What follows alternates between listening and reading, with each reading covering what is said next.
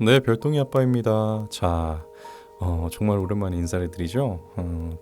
사실 저희 가족이 지금 좀 기러기 생활을 하고 있어요. 어, 어딘지 정확하게 말씀드리는 건 좀 그렇고 아무래도 떨어져 있는 시간이 거의 지금 2년 가까이 되거든요. 1년 반이 넘었으니까.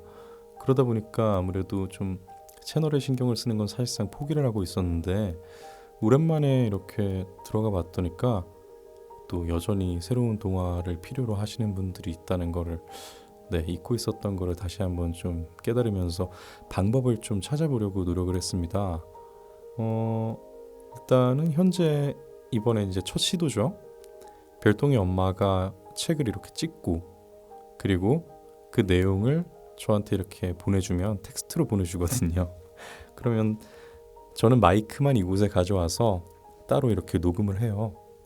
그래서 나중에 클라우드에서 그 둘을 이제 섞어서 편집을 하기로 그 첫 번째 시도를 합니다. 자, 오랜만에 들려드리는 동화 작은 아씨들입니다.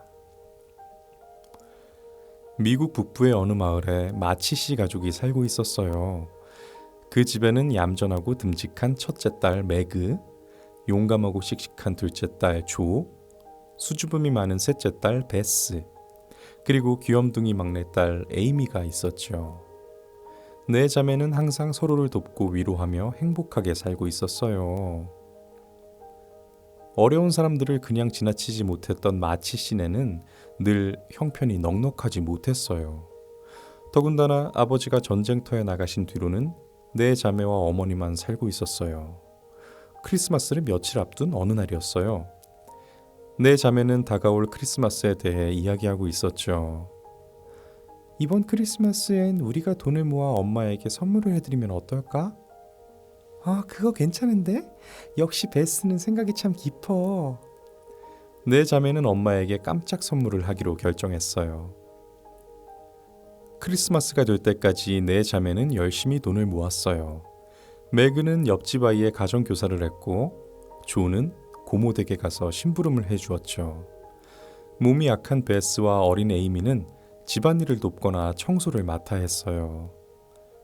네 자매는 엄마를 위해 즐거운 마음으로 일했어요.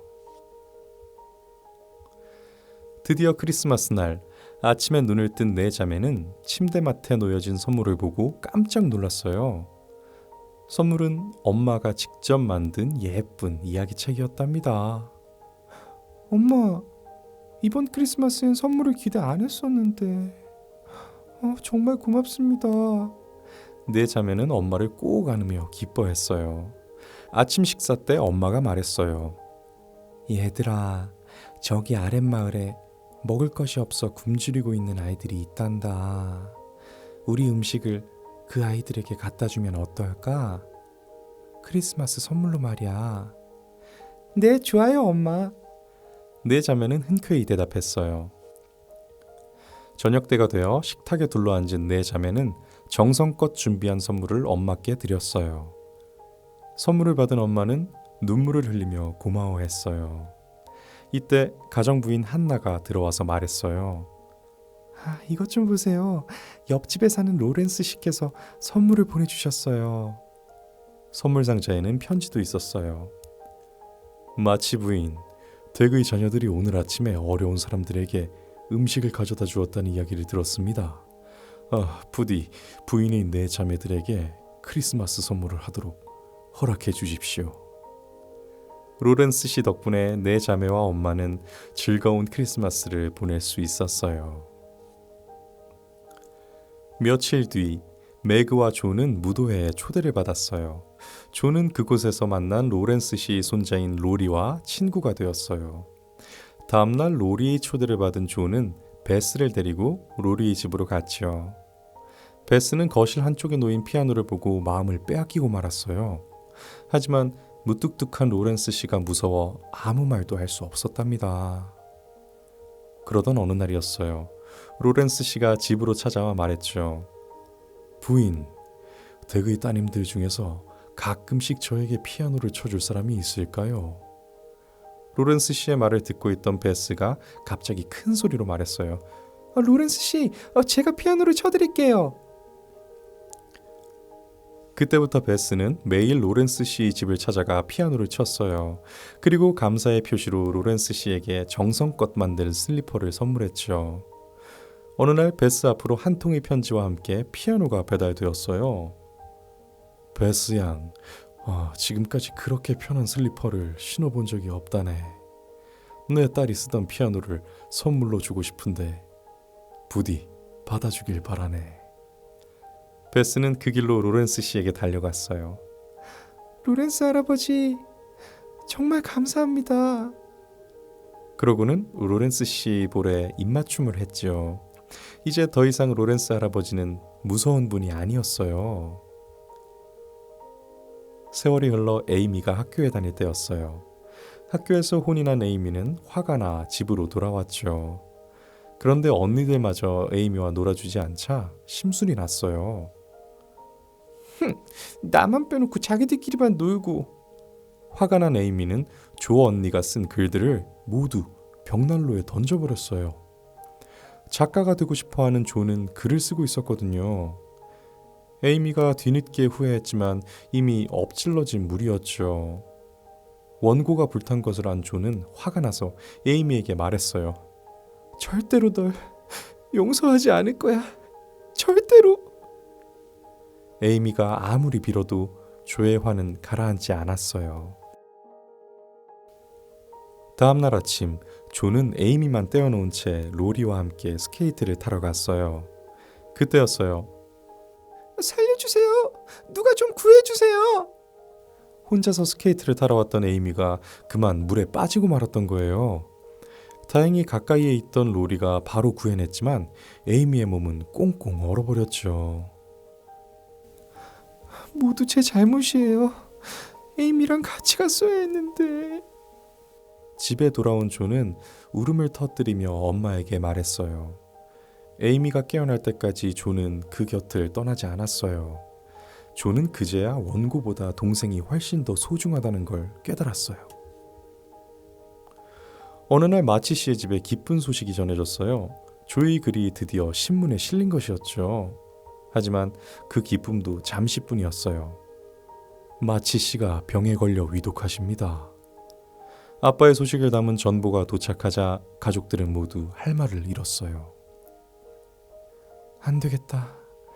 내가 아빠를 만나러 가봐야겠구나. 엄마는 짐을 싸기 시작했어요. 아빠의 소식을 들은 로렌스 씨도 찾아와 엄마에게 말했어요.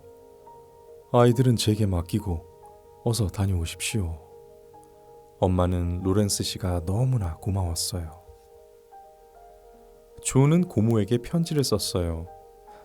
아빠가 매우 위독하시답니다. 그래서 엄마가 아빠에게 가야 하는데 여비가 부족합니다. 고모는 바로 돈을 보내왔어요. 모든 준비가 끝나자 엄마가 자매들에게 말했어요. 내가 없는 동안 서로 돕고 잘 지내야 한다. 알았지? 그때였어요. 조가 머리를 짧게 자른 채 들어왔죠. 엄마, 만약을 위해 이 돈을 더 가져가세요. 조가 엄마의 여행비를 마련하기 위해 머리카락을 잘라서 팔았던 거예요. 모두 조를 끌어안고 눈물을 흘렸어요. 엄마가 떠난 뒤 집은 마치 텅 빈 것 같았어요.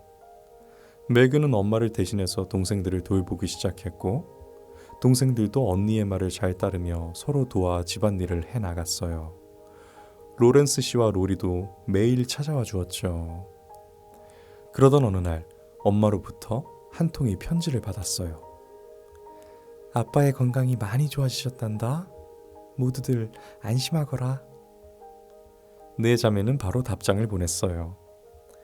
아빠의 건강이 좋아지셨다니 정말 기뻐요. 이곳 걱정은 하지 마세요. 아빠가 다시 건강해져서 집으로 빨리 돌아오실 수 있기를 기도할게요.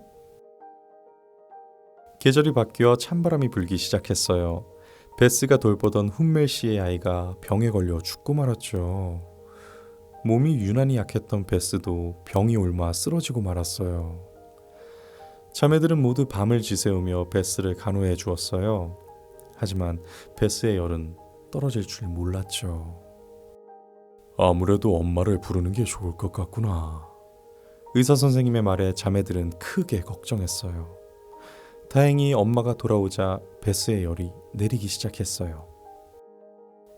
또다시 크리스마스가 다가왔어요. 이번 크리스마스는 마치 씨 가족에게 아주 특별한 날이 되었죠. 왜냐하면 전쟁터에 계셨던 아빠가 가족들 품으로 돌아오셨거든요. 오랜만에 모인 마치 씨네 가족은 그 어느 때보다 행복한 크리스마스를 보내게 되었답니다. 자, 이야기가 이렇게 끝이 났습니다. 이거 오랜만에 읽으니까 쉽지 않네요. 그리고 제 목소리가 다시 낯설게 느껴져요. 녹음해보신 분들은 지금 제가 드리는 말씀에 공감을 좀 하실 것 같은데 왜 이렇게 낯설죠? 이따가 다 녹음된 파일을 한번 들어봐야 될 것 같은데 좀 걱정입니다. 많이 틀리기도 하고 그리고 목소리가 좀 정 같지 않다는 생각이 드네요. 이런 컨디션으로 동화를 들려드려도 괜찮을지 모르겠습니다. 뭐 노력이라고 생각해 주시고요. 보니까 이게 참 뭐 공교롭게도 오랜만에 고른 동화가 내용이 왠지 좀 제 얘기 같네요. 아빠가 여기선 전쟁 때문에 이렇게 따로 떨어져 지내는데 저도 사실 일 때문에 이렇게 우리 예쁜 별똥이와 별똥이 엄마와 이렇게 떨어져 지내고 있거든요. 주말 부부만큼도 못 되는 것 같아요. 참 많이 그립고 힘든 시기입니다. 이제 뭐 연말이면 다시 이렇게 이사를 할 텐데 그때까지가 참 힘들 것 같아요. 가족 생각이 참 많이 나는 요즘입니다. 아마 오랜만에 올라오니까 좀 약간 얼떨떨 하시는 분도 계실 것 같아요. 추석 때부터는 그 예전에 그런 얘기 한번 요청을 받은 적이 있거든요. 잘 때 그냥 틀어놓고 자고 싶다. 그래서 아예 한 1시간짜리 뭐 이렇게 좀 연속되게 만들어줄 수 없겠느냐 했는데 추석 때 편집해서 그걸 올리도록 하겠습니다. 구독자분들이 꽤 많이 늘었더라고요. 근데 여전히 주 시청자층은 구독을 하지 않으신 분들이 더 많던데 그냥 저 노력해서 다시 좀 꾸준히 올려볼 테니까 네, 구독해서 편하게 들어보세요. 네. 분명 도움이 될 만한 그런 아름다운 동화들 많이 준비해 놓을게요. 보니까 좀 감회가 새로운 게 예전에 이제 제가 별똥이가 이제 뱃속에 이제 막 생겼을 때 그래서 제 태담 겸해서 했을 때 그때 우리 태담 동기분들 우리 구독자분들은 그때는 되게 좀 뭐랄까 되게 익숙하고 되게 좀 낯익고 그렇게 느꼈거든요.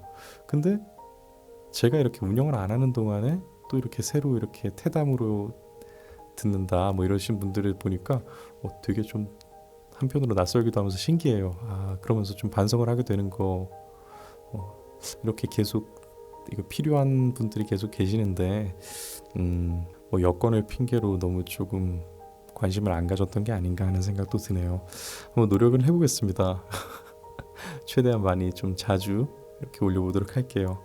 아직 사놓은 책들이 산더미 같아서 읽을 건 많아요. 그리고 참 댓글들을 읽다 보니까 재밌는데 뭐 계속 해달라 했는데도 안 해준다 뭐 이런 댓글도 보이던데 그렇게 제가 있는 거죠. 좀 대리만족을 하시면 안 될까요? 제가 직접 읽고 있는데도 저한테도 이게 쉬운 일이 아니에요. 그러다 보니까 저는 읽기 힘들어하는 그런 아빠들에 대해서 10분 이해를 하는 편입니다. 여기 와서 들으세요. 좀 더 많은 책을 준비해 놓을게요. 자, 오늘 오랜만에 인사드렸죠. 118번째 동화 루이자 메이 올컷의 작은 아씨들 이었습니다. 네, 별똥이 아빠입니다. 자, 오늘의 동화는요 전래 동화예요. 사실 그동안 그 홀수에는 세계 명작 동화를 그리고 짝수차에는 전래 동화를 들려드렸었는데 어제 몇 년은 아니죠. 1년 몇 개월 만에 이렇게 새로 다시 시작하다 보니까 그 순서를 까먹었어요. 그래서 세계 명작 동화가 2번 연달아 올라갔던데 지금이라도 생각난 김에 전래 동화를 골랐습니다. 물론 그 아직 읽지 않은 책들 그 사이에서 별똥이 엄마가 고른 건데 제목이 굉장히 흥미로워요. 제목을 봐도 모르는 동화가 확실합니다. 자, 그러면 한번 시작해 볼게요. 땅속 나라 괴물 이야기.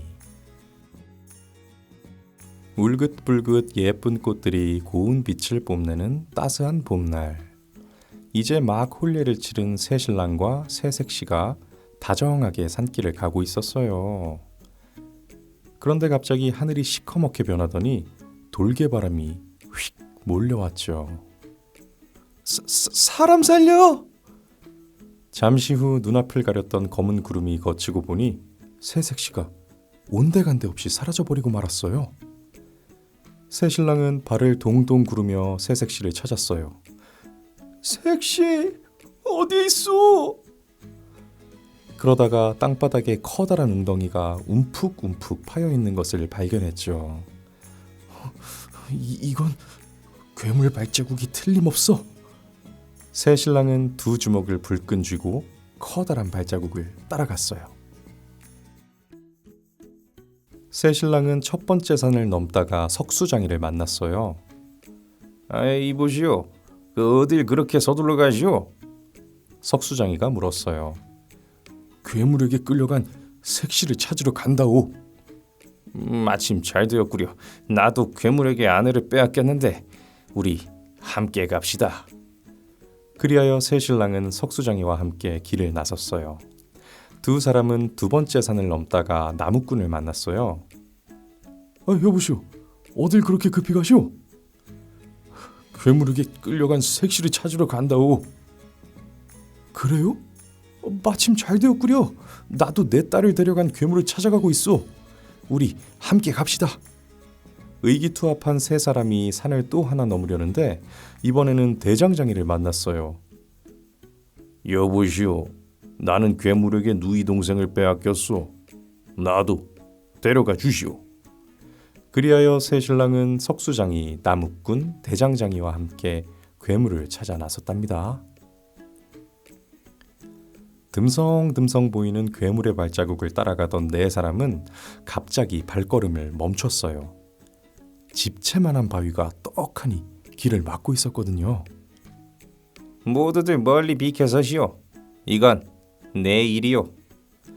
석수장이는 사흘 밤낮으로 바위를 쪼아 구멍을 뻥 뚫었어요.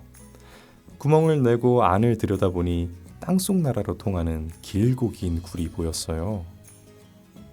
이번에는 우리 차례요. 이번에는 우리 차례요. 대장장이와 나무꾼이 팔을 걷어붙이고 앞으로 나섰어요. 대장장이는 사흘 밤낮으로 길고 긴 쇠줄을 만들고 나무꾼은 사흘 밤낮으로 커다란 바구니를 짰어요. 드디어 땅속 나라로 내려갈 준비가 끝났어요. 그런데 누구 한 명 선뜻 나서지 못했죠. 이때 새신랑이 주먹을 불끈 쥐며 나섰어요. 겁날 것이 뭐 있어? 내가 내려가리다. 새신랑은 바구니를 타고 땅속 나라로 내려갔어요. 몇 날 며칠이 지났는지 모를 정도로 어두운 굴 속을 아주 오랫동안 내려갔죠. 덜커덕 쿵. 마침내 바구니가 바닥에 닿았어요. 새신랑은 재빨리 버드나무 위로 올라가 둘레둘레 주위를 살폈어요. 그런데 깊은 땅속 나라에도 논과 밭이 있고 고래등 같은 기와집들이 우뚝우뚝 서 있는 거예요. 새신랑은 그만 입이 떡 벌어졌어요. 그때 한 안악이 조심조심 물동이를 이고 걸어왔어요. 새신랑은 버드나무 잎을 한 움큼 따서 떨어뜨렸어요. 어머, 바람도 없는데 잎이 떨어지네? 안악은 나무 위를 말끄러미 올려다보았어요. 서방님 아니세요? 새색시는 너무나 놀랍고 반가워 눈물을 흘렸어요. 하지만 기쁨도 잠시, 이내 얼굴이 어두워졌어요. 땅속 나라는 사나운 짐승들이 밤낮으로 지키고 있는 곳이에요. 그래서 한 번 들어오면 절대로 밖으로 나갈 수가 없어요. 게다가 나를 데려온 괴물은 땅 위 세상으로 도적질을 나갔는데 석 달이 지나면 다시 돌아올 거예요. 새색시는 눈물을 뚝뚝 흘리며 말했어요.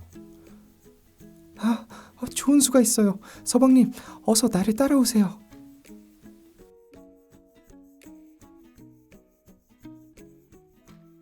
새색시는 서둘러 집으로 들어가더니 산삼달인물 3사발을 가지고 나왔어요.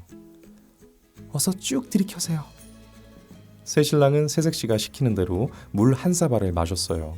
그러자 힘이 불끈 솟아올라 바위를 번쩍 들어올렸어요. 다시 1사발을 마셨더니 이번에는 바위 2개를 양손에 하나씩 번쩍번쩍 들어올렸죠. 새신랑은 남은 1사발을 한 번에 쭉 들이켰어요. 그러고는 큼직한 바위를 공깃돌처럼 가지고 놀았어요. 그 뒤 새신랑은 매일매일 산삼물을 마시며 괴물을 이기기 위한 힘을 길렀답니다.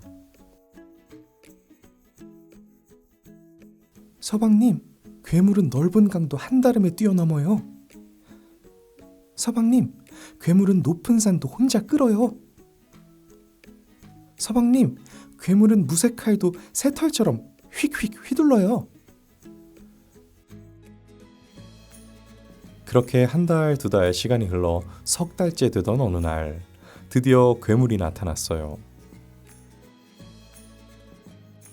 새신랑은 무쇠칼을 들고 괴물을 향해 달려들었어요. 칼을 휙 휘두르자 괴물의 팔이 뚝 떨어져 나갔어요. 그런데 어찌된 일인지 팔이 다시 척 달라붙는 거예요. 다리를 자르면 다시 척 붙고 머리를 자르면 다시 척 붙었어요. 새신랑이 아무리 칼을 휘둘러도 소용이 없었죠. 귀신이 고칼 노릇일세? 팔다리를 잘라도 끄떡없다니 정말 괴물일세?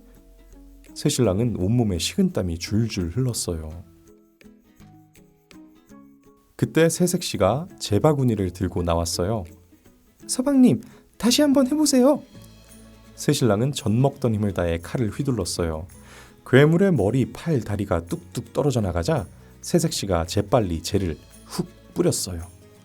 그러자 괴물의 머리와 팔과 다리가 다시 붙지 못하고 대구르르 나가 떨어졌어요.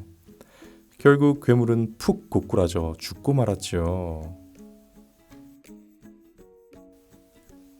새신랑과 새색시는 얼싸안고 기뻐했어요. 그리고 갇혀있던 사람들을 모두 풀어주었어요.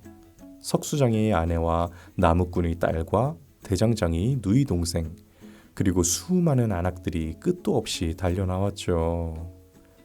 새신랑과 새색시는 안악들을 바구니에 태워 모두 땅 위로 올려보냈어요. 이제 새신랑과 새색시가 올라갈 차례가 되었어요. 그런데 어찌된 일인지 아무리 기다려도 바구니가 내려오지 않았어요. 이유인즉 마지막으로 올라간 사람이 새신랑과 새색시는 땅속나라 사람이라고 생각했기 때문이었죠. 할 수 없이 새신랑과 새색시는 다른 방법을 찾아보기로 했어요. 그러다가 한 할아버지를 만났어요. 부부의 사연을 들은 할아버지는 두루미 1마리를 내주었어요. 그렇게 땅 위로 올라온 새신랑과 새색시는 아들, 딸 낳고 오래오래 잘 살았답니다. 자, 이야기가 이렇게 끝이 나네요. 거의 끝나간다 생각했을 때 갑자기 반전이 생기나 했는데 생각보다 이거 아마 원작은 더 길었을 것 같아요. 네. 마지막 사람 때문에 이제 공경을 당하고 그리고 노인을 만나러 가기까지 또 시간이 꽤 길었을 것 같은데 아무래도 아이들 동화책이다 보니까 분량상 이렇게 조절을 한 것 같네요. 근데 이때가 배경이 아마 조선시대겠죠? 우리 가정맹어호라는 성어도 있듯이 사실 뭐 땅속나라에서 괴물이 세금을 어떻게 걷었는지 모르겠지만 논밭이 있고 소출이 있으면은 글쎄요, 고을 수령들한테 뜯기는 것보다 땅속나라가 더 살만했을 수도 있겠다는 생각을 하는 거 보니까 동화를 읽기에는 너무 어른인 것 같습니다. 근데 아까 되게 웃겼던 게 석수장이와 대장장이 그리고 나무꾼 이렇게 만났는데 이건 내일이요 이러면서 되게 호기롭게 등장한 것 치고는 보통 그렇게 등장하면 바로 해결하지 않나요? 근데 사흘 밤낮이 걸려서 구멍을 뚫고 뭐 뭘 만들고 이러는 거 보니까 네, 상당히 현실적으로 그린 것, 그 와중에 네, 나름 현실적으로 그린 것 같다는 생각도 들고 네, 좀 웃음 포인트였습니다. 여러분은 어떠신가요? 이 동화 보면은 사실 뭐 전래동화가 좀 해피엔딩을 알고 있기 때문에 편안하게 보는 것도 있지만 내용 자체가 은근히 섬뜩해요. 괴물이라고 하는 엄청나게 강하고 또 어떤 상대인지도 확신할 수 없는 그런 존재가 가장 소중한 사람들을 이렇게 납치해가는 거잖아요. 그렇기에 모두가 공감을 할 수밖에 없는, 누구나 공감을 하면서 주인공에 몰입해서 또 주인공이 잘 헤쳐나가기를 같이 응원하게 되는 네, 우리 동화는 그런 것 같습니다. 그래도 뭐 유럽의 이제 설화죠. 세계 명작 동화나 외국 동화들은 설화에서 이제 기인한 것들이 많은데 그 설화들은 진짜 원작이 너무 잔인하더라고요. 네, 뭐 지금 기준이니까 뭐 그런 거일 수도 있는데 그런 거에 비하면 차라리 우리 전래동화는 네, 그래도 상당히 부드러운 것 같아요. 뭐 다 알려지지 않은 거기 때문에 그럴 수도 있겠지만 뭐 구전되는 걸 보면 주로 네, 역시 우리는 해악의 민족이 맞나 이런 생각도 들고요. 자, 오늘 119번째 동화 전래동화 땅속 나라 괴물 이야기였습니다. 네, 별똥이 아빠입니다. 자, 오늘의 동화는요 정말 유명하죠. 저는 이거 어렸을 때 TV에 방영해주는 만화영화로 봤어요. TV에 만화영화 방영해주는 것들은 다들 주제가가 있죠. 이 주제가 역시 굉장히 유명했습니다. 만약에 지금 들으시는 우리 구독자분들 중에 지금 초등학교에 다니고 있거나 유치원에 다니고 있는 친구들은 아마 엄마 아빠한테 한번 물어보세요. 이거 아냐고. 그럼 아마 주제가부터 부를 수도 있어요. 빨간 머리엔 이렇게. 저도 지금 그 멜로디가 막 떠오르는데 빨간 머리 앤입니다. 루시 모드 몽고메리라는 작가예요. 뭐 너무 유명한 얘기니까 한번 들어가 볼게요. 자, 시작합니다. 빨간 머리 앤. 캐나다의 에이번리 마을에 매슈와 마릴라라는 오누이가 살고 있었어요. 나이가 들어 외로워진 두 사람은 보육원에서 남자아이 한 명을 데려다 키우기로 했죠. 아이가 오기로 한 날, 매슈는 밤색 노새가 이끄는 마차를 타고 기차역으로 나갔어요. 그런데 역에는 주근깨 투성이의 빨간 머리 여자아이 하나가 앉아있을 뿐이었죠. 5시 30분에 도착하는 기차가 아직 안 왔나요? 매슈가 역장에게 물었어요. 그 기차는 이미 떠났는걸요. 스펜서 부인이 저 여자아이를 내려놓고 갔어요. 당신이 데려갈 거라고 말하면서요. 여자아이요? 우린 분명히 남자아이를 보내달라고 했는데. 무슨 오해가 있었던 것 같군요. 어쨌든 다른 아이는 내리지 않았어요. 그때 여자아이가 다가와 매슈에게 인사했어요. 안녕하세요. 초록지붕집의 매슈 아저씨죠? 저는 앤 셜리라고 해요. 매슈는 어떻게 할까 고민하다가 앤을 마차에 태운 뒤 집으로 향했어요.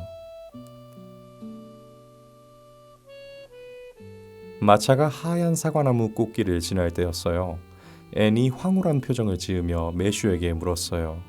저 아저씨, 방금 지나온 길 이름이 뭐죠? 뭐 가로수길 말이냐? 보기 좋은 곳이지. 보기 좋다고요? 그 말만으로는 부족해요. 저렇게 멋진 길을 그냥 가로수길이라 부르면 안 돼요. 저는 저 길을 새하얀 환희길이라고 부르겠어요. 앤의 말에 매슈는 미소를 지었어요. 잠시 후 마차가 온갖 빛깔들로 빛나는 연못을 지나자 매슈가 말했어요. 저건 베리 연못이란다. 베리 씨네 집 근처에 있어서 그렇게들 부르지. 그 이름도 마음에 들지 않아요. 반짝이는 호수 어때요? 아주 딱 맞는 이름이죠? 내성적인 매슈는 상상력이 풍부한 앤이 금세 좋아졌어요. 매슈가 집에 돌아오자 마릴라가 깜짝 놀라 소리쳤어요. 오라버니, 저 아이는 대체 누구죠? 남자아이는 어디 있어요? 남자아이는 없었어. 뭔가 오해가 생긴 것 같아. 매슈가 말하자 뒤에 서 있던 앤이 가방을 떨어뜨리며 말했어요. 절 원한 게 아니었군요. 제가 남자아이가 아니라서 원치 않으시는군요. 앤은 식탁으로 뛰어가 얼굴을 파묻고는 엉엉 울었어요. 마릴라와 매슈는 어쩔 줄을 몰랐죠. 밤이 되어 앤이 잠자리에 들자 마릴라가 매슈에게 말했어요. 내일 저 아이를 데리고 스펜서 부인에게 가야겠어요. 마릴라, 저 아이는 정말 재미있는 아이야. 우리가 저 아이한테 잘해줄 수 있을 텐데. 매슈가 아쉬워하며 말했어요. 다음날 마릴라는 앤을 데리고 스펜서 부인을 찾아갔어요. 부인, 무언가 오해가 있었던 것 같아요. 우리는 부인이 남동생에게 남자아이를 원한다고 말했거든요. 마릴라, 무슨 말씀이세요? 제 남동생은 분명히 두 분께서 여자아이를 원한다고 전해주었는걸요. 착각을 했군요. 어쨌든 이 아이를 다시 보육원으로 돌려보내야겠어요. 그때 곁에서 두 사람의 이야기를 듣고 있던 블루엣 부인이 말했어요. 마침 잘 됐군요. 집안일을 도와줄 여자아이를 구하고 있었는데. 블루엣 부인은 지독하게 일만 시킨다고 소문이 나 있는 사람이었어요. 마릴라는 앤을 그런 집에 보내고 싶지가 않았어요. 아니에요. 생각이 바뀌었어요. 이 아이는 그냥 제가 키우겠어요. 마릴라는 앤을 데리고 다시 에이번리로 돌아왔어요. 어느 날 마릴라는 앤을 데리고 베리 씨네 집으로 놀러 갔어요. 앤에게 친구를 만들어주기 위해서였죠. 그 집에는 앤과 같은 또래인 다이애나라는 아이가 살고 있었어요. 우리 아이는 책을 너무 많이 읽어서 눈이 나빠질까 봐 걱정이에요. 하지만 이제 친구가 생겼으니 자주 밖으로 나가 놀겠죠? 다이애나의 어머니가 반가워하며 말했어요. 앤은 다이애나와 함께 꽃이 활짝 피어있는 정원으로 나갔어요. 다이애나, 내 친구가 되어줄래? 좋아, 우리 좋은 친구가 되자. 네가 초록지붕집에 살게 되어서 정말 기뻐. 9월이 되자 앤은 다이애나와 함께 에이번리 학교에 다니게 되었어요. 같은 반에는 길버트 브라이드라는 남자아이가 있었어요. 길버트는 키도 크고 잘생겼지만 장난이 무척 심했어요. 어느 날 길버트가 앤의 빨간 머리칼을 들어올리며 놀렸어요. 당근아! 당근아! 앤은 자리에서 벌떡 일어나 석탄으로 길버트의 머리를 내리쳤어요. 그러자 선생님이 달려와 두 사람에게 벌을 주었죠. 집으로 돌아가는 길에 길버트가 앤에게 말했어요. 앤, 네 머리 색깔이 빨갛다고 놀려서 미안해. 진심으로 사과할게. 아니, 난 절대로 용서할 수 없어. 영원히 용서하지 않을 거야. 앤은 차가운 얼굴로 길버트 옆을 지나갔어요. 어느 날이었어요. 마릴라가 외출한 뒤 앤은 다이애나를 집으로 초대했죠. 자, 다이애나, 이건 나무 딸기 주스야. 네가 마시고 싶은 만큼 따라 마셔. 다이애나는 앤이 가져다 준 나무 딸기 주스를 3잔이나 마셨어요. 그런데 이게 어떻게 된 일이죠? 시간이 흐르자 다이애나의 얼굴이 점점 빨개지는 거예요. 다이애나는 자리에서 일어서다가 털썩 주저앉고 말았어요. 다이애나, 왜 그래? 어디 아파? 다이애나의 모습에 앤은 깜짝 놀랐어요. 나중에 한 사실이지만 앤이 가져다 준 것은 나무 딸기 주스가 아니라 포도주였답니다. 다이애나의 어머니는 몹시 화가 나서 앤을 꾸짖었죠. 다이애나에게 술을 먹이더니 다시는 다이애나와 놀 생각하지 말아라. 그 후로 앤은 다이애나와 놀 수 없게 되었어요. 그러던 어느 겨울날 다이애나가 갑자기 앤의 집으로 뛰어들어왔어요. 앤, 동생 미니가 후두염 때문에 몹시 아파. 엄마 아빠도 안 계시고 나 좀 도와줘. 매슈 아저씨는 얼른 의사 선생님을 모시러 카모디로 떠났어요. 앤은 다이애나 집으로 달려가 미니를 정성껏 돌봐주었죠.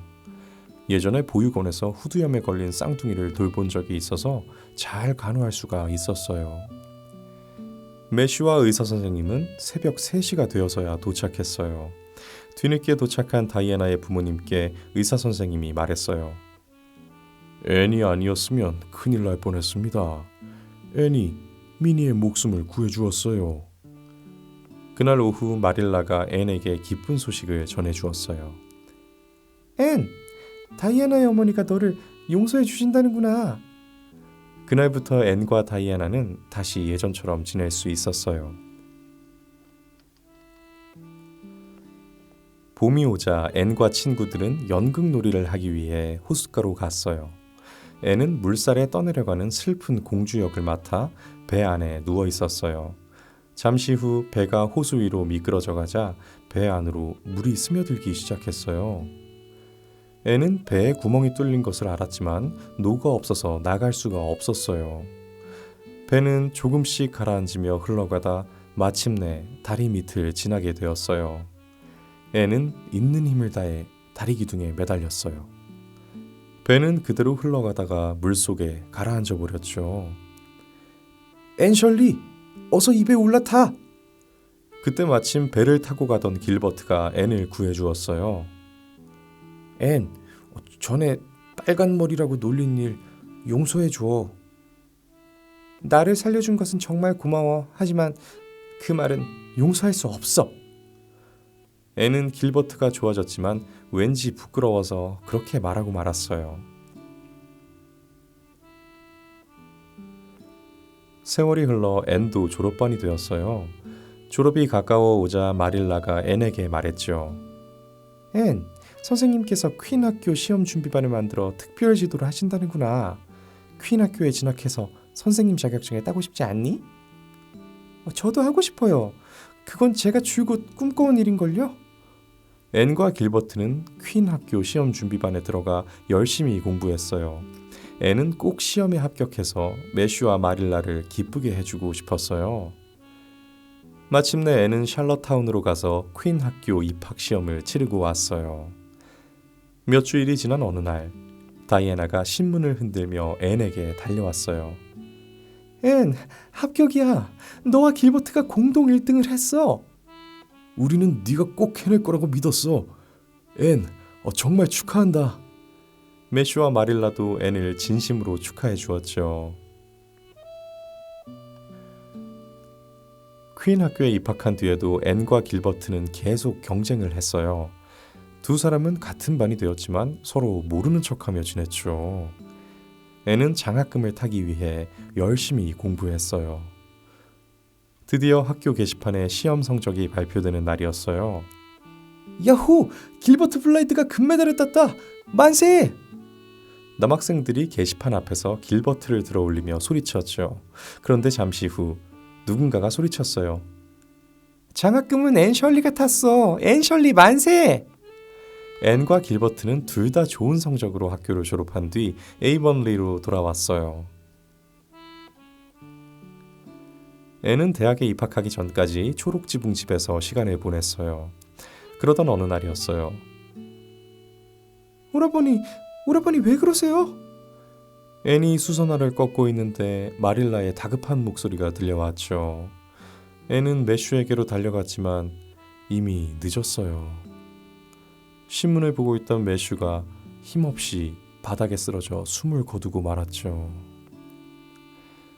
전 재산을 맡겨놓은 은행이 파산했다는 신문 기사를 보고 충격을 받았던 거였어요.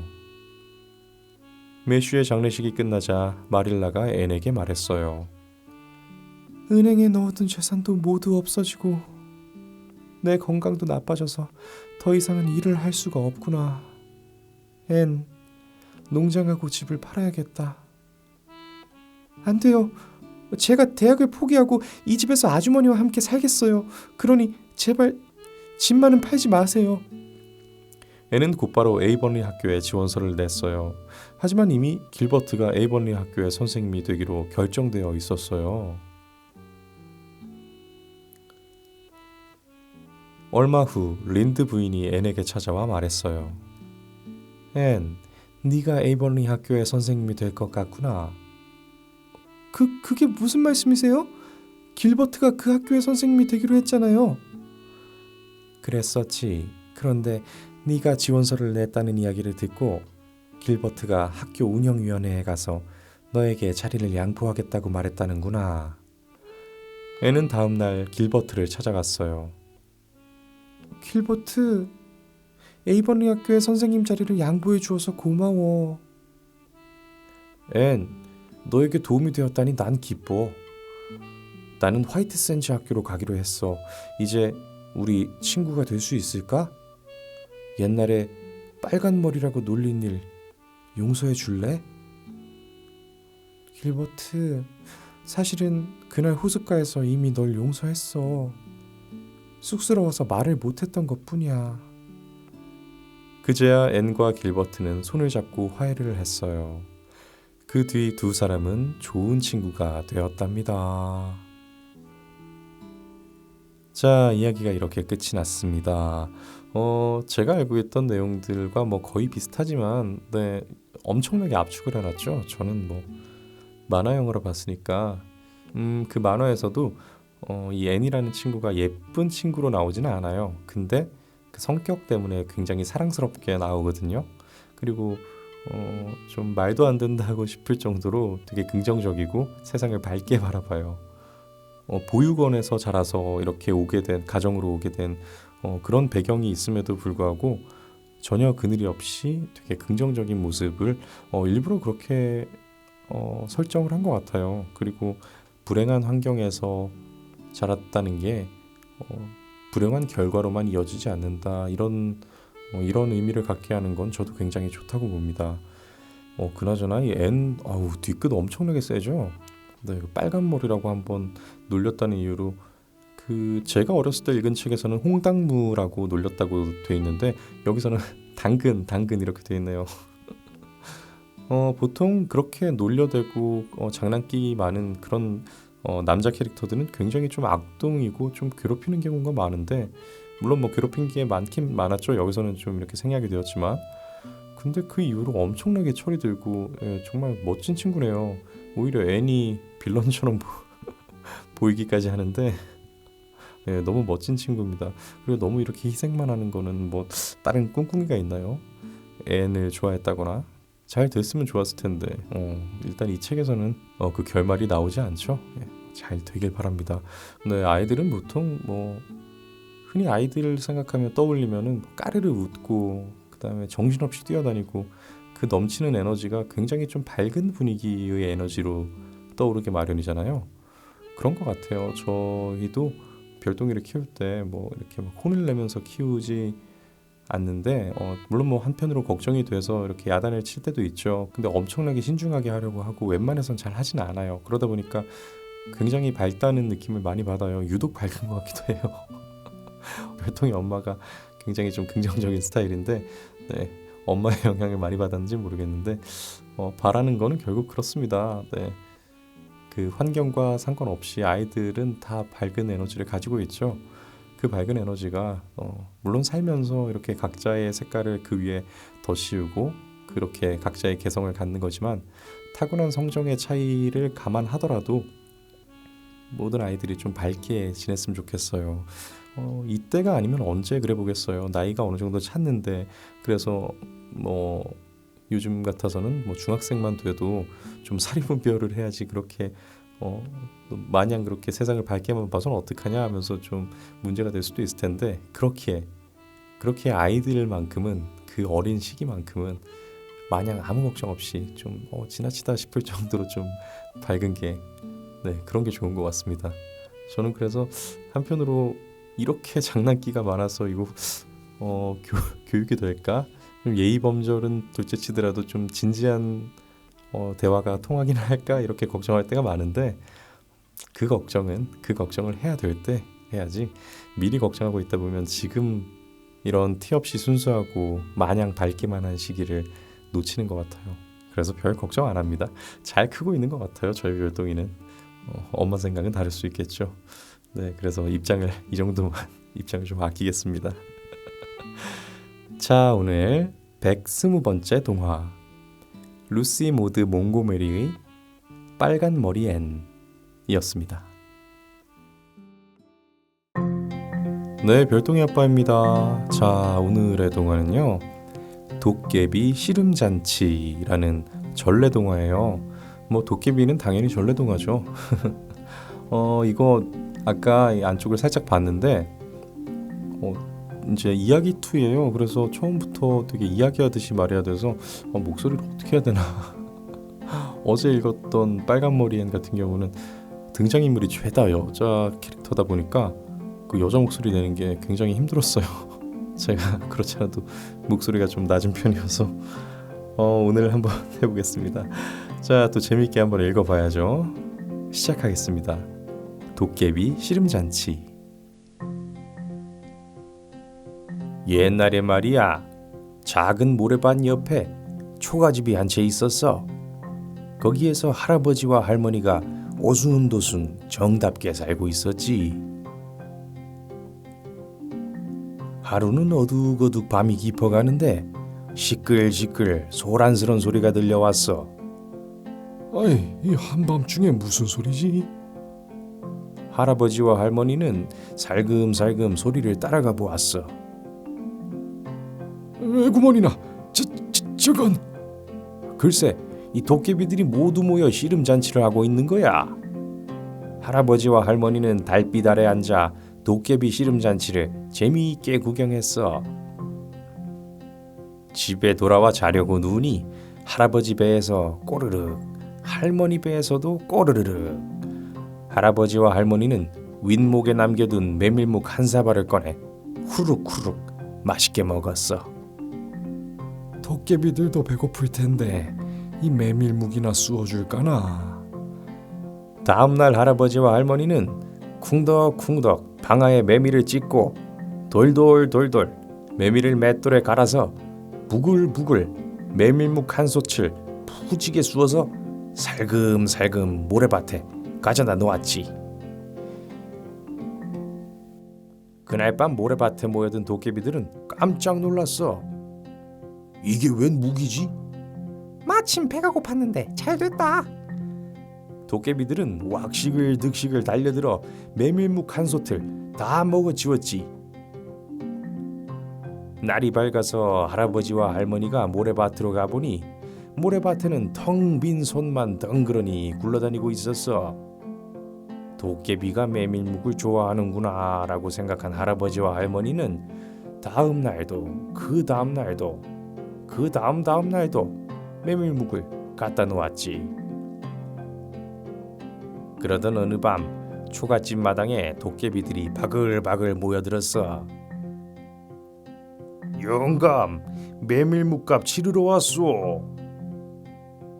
할멈, 소원 하나 말해보소.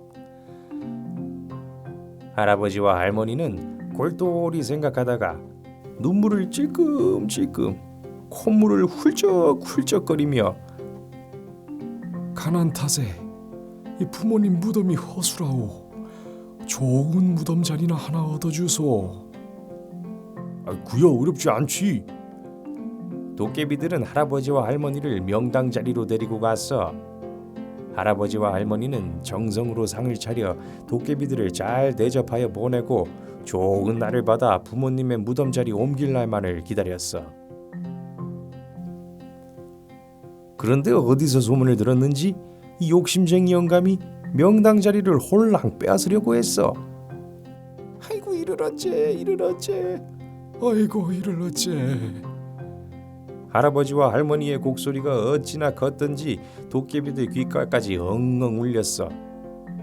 사정을 알게 된 도깨비들은 욕심쟁이 영감이 너무나 괘씸했지. 걱정 마오. 우리만 믿으소. 그리고 무덤도 우리가 옮겨드릴 거요. 하더니 도깨비들이 방망이를 두들겼어. 도깨비 방망이로 뚝딱, 꽃상여가 척, 도깨비 방망이로 뚝딱, 제사상이 턱, 도깨비 방망이로 뚝딱, 상복이 쫙. 할아버지와 할머니는 상복으로 갈아입고 상여를 따라갔어. 간다 간다 나는 간다. 북망고개 넘어간다. 어화능창 어화로세, 어화능창 어화로세. 이제 가면 언제 오나, 언제 올 줄 내 모르네. 어화능창 어화로세, 어화능창 어화로세. 명당 자리 도착하니 욕심쟁이 영감이 땅을 파고 있었어. 영감, 뭐 하는 거요? 우락부락 도깨비들이 욕심쟁이 영감에게 달려들었어. 놀란 욕심쟁이 영감은 걸음아 날 살려라 주랭랑을 쳤지. 할아버지와 할머니는 도깨비들 덕분에 좋은 무덤을 쓰고 큰 복을 받아 오래오래 행복하게 잘 살았단다. 자, 이야기가 이렇게 끝이 났습니다. 오늘은 동화가 여기 동화에도 이제 어투가 있잖아요. 이것은 마치 어느 할아버지 같은 분이 할아버지 할머니들이 이렇게 들려주지 않았을까 하는 그런 어투더라고요, 말투가. 그래서 한번 시도를 해봤습니다. 이렇게 책 한 권을 풀로 다 할 줄은 몰랐는데 다행히 이번 동화는 글밥이 그렇게 많지 않아서 그렇게 어려움은 없었던 것 같아요. 내용이 굉장히 재밌죠. 도깨비들이 메밀묵을 좋아한다는 거는 이게 언제부터 나온 얘기일까요? 이게 유래가 뭘까요? 우리 다음 찾아봐야겠네. 팥죽을 굉장히 무서워하는 거 맞죠? 팥죽을 여기저기 뿌려놓으면 나타나지 못하고 메밀묵을 엄청 좋아하고, 그래서 도깨비가 주인공인 이런 만화 영화들을 보면은 메밀묵을 항상 맛있게 먹는데 그 메밀묵을 한 입에 이렇게 털어서 이렇게 냠냠하면서 먹거든요. 그래서 나도 저렇게 한번 먹어봐야지 하고 이렇게 먹다가 생각보다 그렇게 뭐 맛있지는 않았던 것 같고, 또 다른 동화에서 보면은 그때는 땅속나라에 사는 도깨비들이었던 것 같은데 약간 이렇게 상할락 말락해서 시큼해진 그런 돼지고기를 좋아한다고 나와요. 네, 그것까지 궁금하지는 않았어요. 그래서 얘기하다 보니까 배가 고파지네요. 오늘은 메밀묵을 한번 사 먹어볼까. 요즘 구하기 쉽잖아요. 또 이거 다이어트에도 도움이 된다는데 요즘 다이어트 중이라서 한번 사 먹어봐야겠습니다. 자, 오늘 121번째 동화, 전래동화 도깨비 씨름잔치였습니다. 네, 별똥이 아빠입니다. 자, 오늘의 동화는요, 우리에게 너무나 익숙한 동화죠. 오즈의 마법사. 도로시 하면 아무도 뭐 모르는 사람 없으시겠죠. 어린이 뮤지컬이나 아니면 저 어렸을 때는 이거 만화 영화도 있었어요. 거기 토토라는 강아지가 있었는데 친구가 마침 검은색 요크셔 테리어를 키우고 있었는데 되게 닮았었어요. 그래서 이름도 토토라고 이제 불렀는데 그 생각이 나네요. 자, 익숙한 동화니까 한번 들어가 볼게요. 자, 시작합니다. 오즈의 마법사. 미국 캔자스의 한 마을에 도로시라는 여자아이가 있었어요. 도로시는 강아지 토토와 함께 친척 아저씨 댁에서 행복하게 살고 있었죠. 그러던 어느 날이었어요. 마을 전체를 집어삼킬 것 같은 커다란 회오리 바람이 불어왔어요. 회오리 바람은 도로시의 집에도 들이닥쳤죠. 도로시, 어서 지하실로 피해라. 아저씨는 식구들을 모두 데리고 안전한 지하실로 내려갔어요. 그런데 강아지 토토가 보이지 않았어요. 토토야, 토토야, 어디 있니? 도로시는 토토를 찾아 위로 올라갔어요. 침대 밑에서 오들오들 떨고 있는 토토를 안고 지하실로 내려가려고 할 때였어요. 무서운 회오리 바람이 집을 송두리째 들어 올렸죠. 살려주세요! 집은 빙빙 돌면서 하늘 높이 올라갔어요. 집은 회오리 바람을 타고 한참 동안 날아갔어요. 어디까지 날아가는 걸까? 도로시는 무서워서 벌벌 떨었죠. 그때였어요. 한참을 날아가던 집이 갑자기 쿵 하고 땅으로 떨어졌어요. 도로시와 토토는 겨우 정신을 차렸어요. 그곳은 분홍빛 하늘과 초록색 풀밭이 펼쳐진 아름다운 곳이었어요. 여기가 어딜까? 도로시는 주위를 둘러보았어요. 그때였어요. 어디선가 난쟁이들과 한 여자가 나타났어요. 저는 북쪽 나라의 요정이에요. 동쪽 나라의 마녀를 물리쳐줘서 고맙습니다. 네? 제가 마녀를 물리쳤다고요? 하늘에서 날아온 당신의 집에 깔려 못된 마녀가 죽었거든요. 하지만 땅에는 아무것도 보이지 않았어요. 마녀의 은구두만 빼고 말이죠. 요정은 그 은구두를 도로시에게 신겨주었어요. 이건 마법의 구두예요. 이 구두를 신고 있으면 어떤 어려움이 닥쳐도 해결할 수 있게 된답니다. 이런 건 필요 없어요. 그냥 저를 캔자스로 보내주세요. 에메랄드 성에 사는 오지 마법사에게 부탁해보아요. 그는 무슨 소원이든 다 들어주니까요. 이 노란색 길을 따라 쭉 가면 된답니다. 요정은 아무도 도로시를 해치지 못하도록 이마에 입을 맞추어 주었어요. 도로시는 노란 길을 따라가다가 옥수수밭에 서 있는 허수아비를 만났어요. 안녕하세요, 허수아비님. 혹시 소원을 이루어준다는 오지 마법사를 알고 있나요? 소원을 이루어준다고요? 저도 그 오지의 마법사를 만나게 해주세요. 지푸라기뿐인 제 머릿속을 이 지혜로운 생각으로 채우고 싶어요. 도로시는 허수아비와 함께 길을 떠났어요. 도로시와 허수아비가 숲속에 다다르자 끽끽 소리가 나는 양철 나무꾼이 외쳤어요. 도와주세요. 비를 맞아 몸이 녹슬어서 움직일 수가 없어요. 도로시는 양철 나무꾼에게 기름을 듬뿍 쳐주었어요. 고맙습니다. 저도 아가씨처럼 따뜻한 마음을 갖고 싶어요. 도로시와 허수아비는 양철 나무꾼과 함께 길을 떠났어요. 얼마를 갔을까? 저 앞에 무서운 사자가 있는 게 보였어요. 그런데 사자는 오히려 강아지 토토를 보고 풀숲에 숨었어요. 저는 겁쟁이 사자예요. 어떻게 하면 용감해질 수 있을까요? 그래서 사자도 함께 에메랄드 성을 찾아가기로 했어요. 도로시 일행은 사이좋게 노란색 길을 따라갔어요. 한참을 가다 보니 골짜기가 나타났어요. 그때 허수아비가 좋은 생각을 해냈어요. 나무꾼님의 도끼로 나무를 쓰러뜨리면 다리가 생길 거예요. 허수아비님은 정말 지혜로우시군요. 양철 나무꾼은 곧바로 도끼를 들어 제일 튼튼한 나무를 찍었어요. 그러자 나무가 쓰러지며 다리가 생겼죠. 도로시 일행이 다리를 건너려고 할 때였어요. 이놈들 거기 서지 못해. 어디선가 사나운 짐승이 나타나 소리쳤죠. 그러자 이번엔 사자가 앞으로 나섰어요. 내가 막고 있는 동안 모두들 건너가세요. 사자는 용감하게 짐승들과 싸웠어요. 그러다 다리가 떨어지려고 할 때 재빨리 건너왔죠. 하지만 그 짐승들은 골짜기 아래로 떨어지고 말았답니다. 허수아비님의 지혜와 사자님의 용기, 그리고 나무꾼님의 마음씨 덕분에 모두가 살았어요. 정말 고마워요. 도로시는 박수를 치며 칭찬해 주었어요. 마침내 도로시 일행은 에메랄드 성에 도착했어요. 문지기는 도로시 일행에게 초록색 안경을 하나씩 주었죠.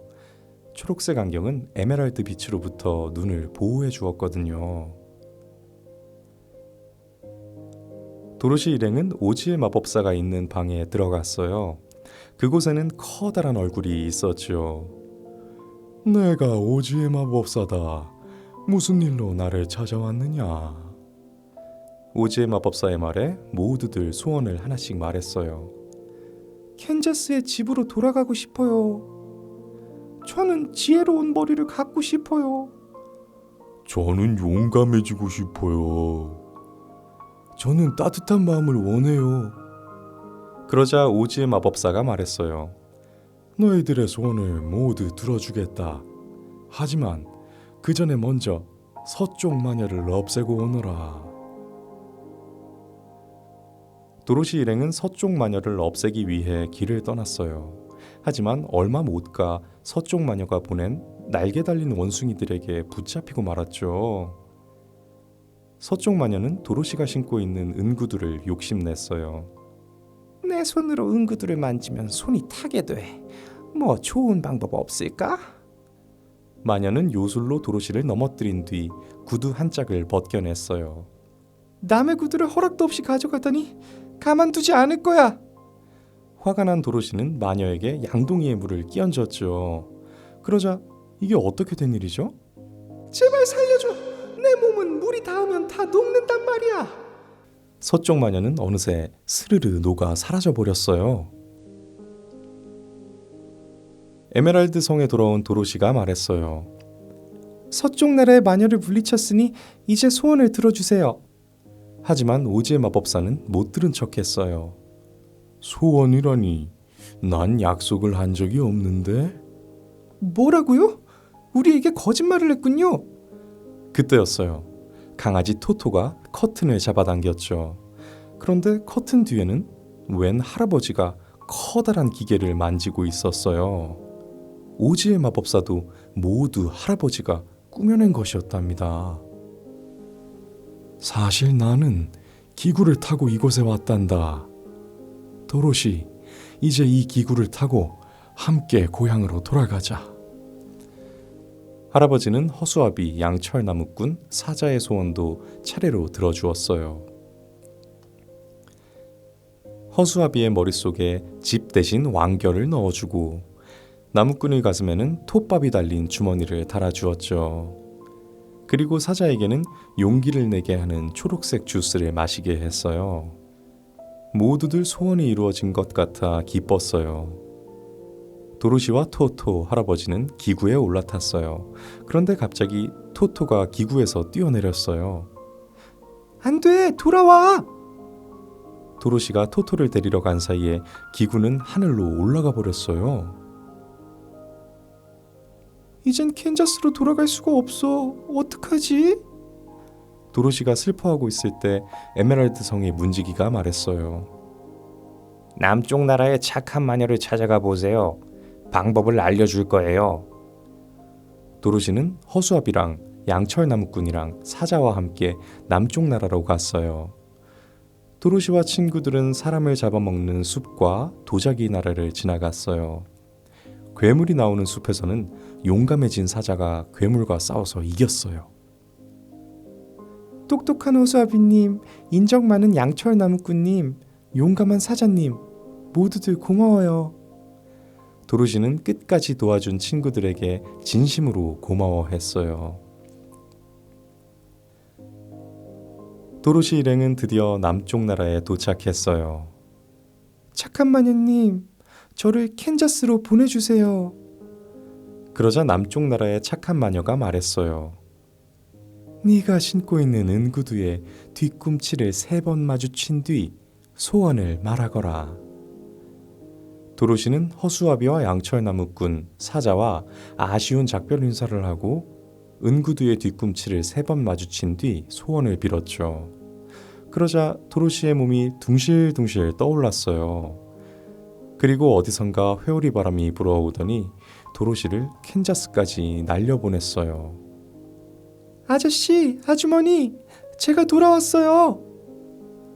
도로시는 아저씨와 아주머니 품에 꼭 안겼답니다. 자, 이야기가 이렇게 끝이 났습니다. 자, 확실히 오랜만에 읽으니까 이렇게 등장인물 많이 나오는 네, 이런 작품을 읽다 보면은 중간에 제가 헷갈려요. 아까 양철나무꾼 목소리 어떻게 냈더라? 허수아비 뭐였지? 뭐 이렇게 헷갈려요. 그래서 중간에 다시 기억을 더듬어서 끊어서 가기도 하고 그러는데 네. 예전에 한창 읽을 때는 이게 바로바로 됐던 것 같아요. 몇 가지 이렇게 프로그램된 그런 목소리들을 제가 정해놨던가 봐요. 지금 다시 또 이렇게 새로 시작했으니까 시간이 해결해 주겠죠. 그건 그렇고 오즈의 마법사에서 각자의 소원을 이루게 된 방법은 플라시보 효과죠. 네. 실제 효과가 생기는 그런 약이나 뭐 수술이나 이런 게 없이 우리의 마음가짐에 따라서, 그러니까 결국은 다 우리가 마음만 먹으면 할 수 있었던 일들이잖아요. 뭐 따뜻한 마음씨를 갖고 싶다라고 얘기하는 양철나무꾼마저 그런 마음을 갖고 싶다는 생각이 드는 것 자체가 이미 감정을 갖고 있었다는 거고, 네, 사자는 뭐 언제든지 마음만 바꾸면 용감해질 수 있는 피지컬이고, 허수아비도 마찬가지죠. 그리고 사자와 허수아비는 이렇게 모험을 떠나는 과정에서 그 능력을 조금 더 개발한 것 같고요. 그나저나 이 토토 어렸을 때는 마냥 귀엽게만 생각했는데 오늘 읽으면서 이 빌런이네요. 네. 애초에 모험을 떠나게 된 것도 토토 때문, 그리고 열기구를 못하게 된 것도 토토 때문. 집에 있는 머무가 생각이 나는데 그래서 강아지들 너무 오냐오냐 하면 안 돼요. 정말 따끔하게, 그래도 상전이 돼서는 안 된다고 생각을 하거든요. 네, 서열 관계는 명확하게 정해주고 키우기를. 그래서 저희 집도 머무와 서열 관계를 그렇게 키우려고 노력은 했는데 별똥이가 태어나면서 그냥 자연스럽게 정해져 버렸어요. 별똥이는 정말 머무에 대해서 뭐 봐주고 그런 게 없더라고요. 그냥 친구예요, 친구. 그렇게 둘이 같이 커가는 모습을 보면 참 보기가 좋은 것 같아요. 강아지와 아기가 같이 커가는 모습이 참 보기 좋더라고요. 저는 개인적으로 주변에서 누가 아이도 낳을 텐데 자녀 계획이 있는데 강아지를 지금 키울까 말까 고민한다 이러면은, 저희 집 같은 경우는 털이 잘 날리지 않는 푸들이잖아요. 그렇게 털 문제가 없다면, 그래서 알러지 문제를 일으키지 않는다면 나는 추천한다. 정서적으로 되게 좋은 것 같다. 그렇게 권하고 있거든요. 그 토토를 키우던 제 친구, 와 벌써 20년이 훌쩍 넘어버렸네요.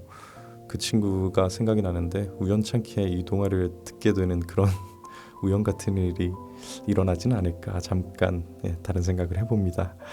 자, 오늘 122번째 동화, 프랭크 바움의 오즈의 마법사였습니다.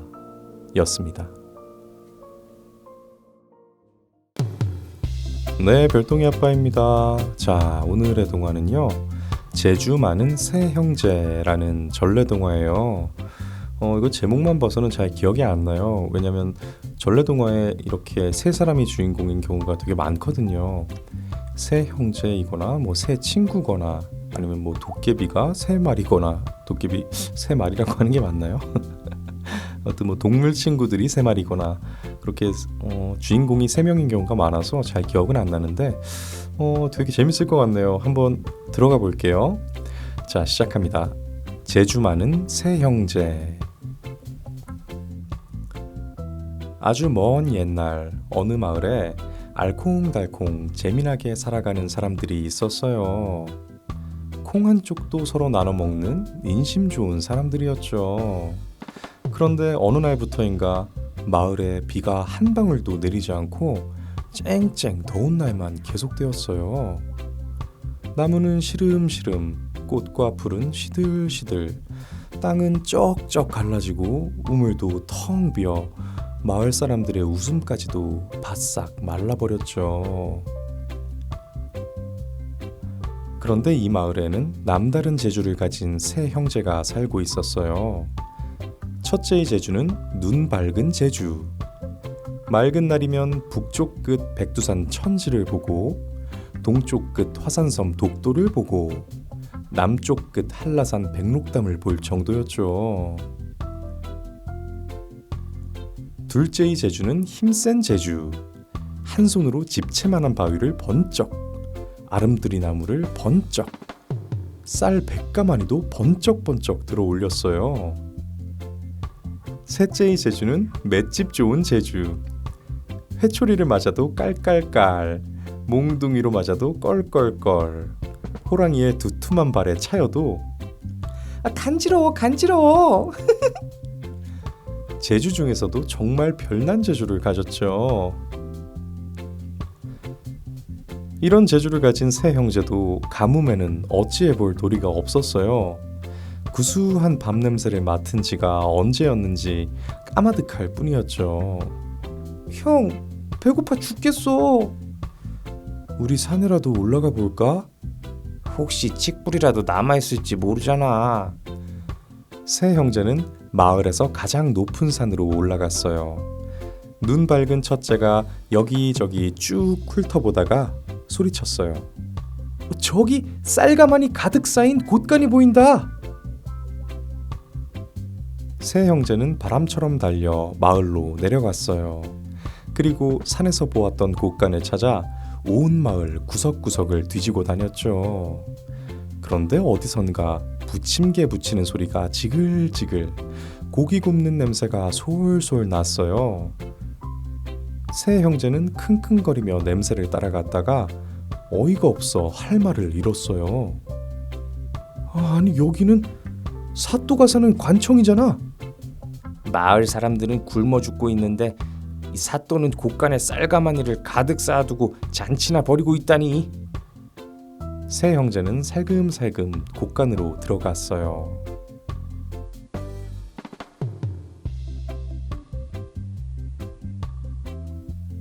힘센 둘째가 쌀 99가마니를 으라차차 가뿐히 들고 나왔어요. 세 형제는 마을 사람들에게 쌀을 골고루 나누어 주었어요. 아이고 고맙습니다. 정말 고맙습니다. 세 형제 덕분에 마을 사람들은 오랜만에 맛있는 쌀밥을 먹게 되었죠. 날이 밝자 관청이 발칵 뒤집혔어요. 사또는 쌀도둑을 빨리 잡아들이라고 고래고래 소리를 질러대고 포졸들은 이리저리 몰려다니며 허둥댔어요. 사또님 저기 좀 보십시오. 망루에 있던 한 포졸이 소리쳤어요. 사또는 허겁지겁 망루로 올라갔어요. 아니 이럴 수가. 이 먹을 거라고는 풀뿌리도 없는 집에서 연기라니. 사또가 불같이 성내며 소리쳤어요. 밥을 지어 먹은 사람들을 모조리 잡아들여라. 결국 마을 사람들 모두 관청으로 끌려왔어요. 어떻게 해서 쌀을 얻게 되었느냐? 사실대로 말하지 않으면 곤장을 칠 것이다. 마을 사람들은 겁에 질려 벌벌 떨었어요. 하지만 그 누구도 세 형제가 그랬다고 말하지 않았어요. 사또는 또다시 불같이 화를 냈어요. 당장 곤장 100대씩 쳐라. 그때 맷집 좋은 셋째가 성큼성큼 걸어 나왔어요. 나요. 내가 쌀도둑이요. 사또의 얼굴이 불그락 푸르락하였어요. 고얀 놈, 여봐라. 저놈의 볼기를 열 때, 아니 이 100대를 쳐라. 안 돼요. 30대요. 99대요. 100대요. 시원하다. 사또는 온몸을 부르르 떨며 소리쳤어요. 여봐라. 당장 곤장 100대를 더 쳐라. 하지만 힘이 빠진 포졸들이 휘청휘청 하더니만 하나 둘 푹푹 쓰러지고 말았어요. 그때 천둥 번개가 우르르르 쾅쾅, 느닷없는 소리에 깜짝 놀란 사또는 마루 밑으로 숨어 들어갔어요. 후드득 후드득 쏴. 갑자기 굵은 빗줄기가 쏟아져 내렸어요. 잠깐 사이에 메마른 땅이 촉촉하게 젖어들었죠. 오랜만에 마을에 풍년이 들었어요. 마을 사람들은 세 형제의 신통방통한 재주를 칭찬했죠. 세 형제는 특별한 재주를 좋은 일에 쓰면서 마을 사람들과 오래오래 행복하게 살았답니다. 자, 동화가 이렇게 끝이 났습니다. 혹시 제가 아는 동화일 수도 있겠다라는 생각도 했는데 처음 읽어봐요. 굉장히 재밌네요. 여기에 일단 여기 세 형제라길래 굉장히 어리게 생각을 했는데 또 이제 도움을 베풀죠. 이제 쌀을 나눠줄 때 그때 마을 사람들이 이렇게 존대해서 고마워하는 걸 보니까 마냥 어린 사람들이 아니라 이미 성인인 것 같아요. 이 형제들의 부모님 얘기가 나오지 않는 걸 봐서도 좀 그런 것 같고요. 나이가 들어서도 이렇게 함께 지내면서 우애 좋게 또 자신들이 가진 이 재능을 좋은 곳에 쓰는 이런 모습을 보면서 이것도 어쩌면 한국판, 조선판 히어로가 아닌가. 네. 영웅을 바라는 사람들의 심리는 다 똑같죠. 내가 지금 현재 상황이 어렵고 또 특히나 신분제 사회일 때는 더더욱 그랬을 것 같아요. 그때 어떠한 거의 절대자에 가까운 신비한 능력을 가진 사람이 나타나 주기를, 대신 또 그 사람은 너무나 절대자여서 신처럼 또 떠받들어야 되는 게 아니라 우리 근처에 있는 사람, 그래서 우리에게 친절하고 나도 그렇게까지 그 사람에게 조아릴 필요가 없는 편안한 영웅, 이런 영웅들을 우리 전래동화에서는 많이 그리는 것 같은데, 그런 히어로들이 나타났을 때 뭐 엄청난 마을에 괴물이 있어서 사람들을 잡아먹는데 그 괴물을 물리친다든가, 네, 그런 굉장히 소소한 일들이에요. 뭐 대단한 걸 바라지 않습니다, 히어로들한테. 그만큼 과거의 사람들의 삶이 굉장히 힘들었다는 걸 반증하는 거겠죠. 마을의 아이들을 바쳐야 되는 괴물이라면 아이들의 생명을 앗아가 버리는 전염병이나 이런 그런 질병들에 대한 메타포였을 수도 있을 것 같아요. 그리고 또 이번에 세 형제 같은 경우는 또 가렴주구로 힘든 그런 부패한 조정이나 관청들의 그런 불합리함이나 괴롭힘으로부터 자신들을 이렇게 보호해줄, 그러니까 삶이 참 힘들었겠죠. 네. 요즘 세상에 태어나서 이런 이야기를 몇 세대가 구전이 되어서 그냥 마냥 편안하게 읽을 수 있다는 게 또 새삼 감사하게 느껴지기도 합니다. 자, 오늘 123번째 동화, 전래동화 재주 많은 세 형제였습니다. 네, 별똥이 아빠입니다. 자, 오늘의 동화는요, 신바뜨의 모험. 네, 여러분 모두 너무나 잘 알고 계시죠? 예전에 이제 아라비안 나이트를 읽을 때 잠깐 이렇게 얘기를 하고 넘어갔었는데, 원래 이제 이 아라비안 나이트가 이제 천일야화라고도 하죠.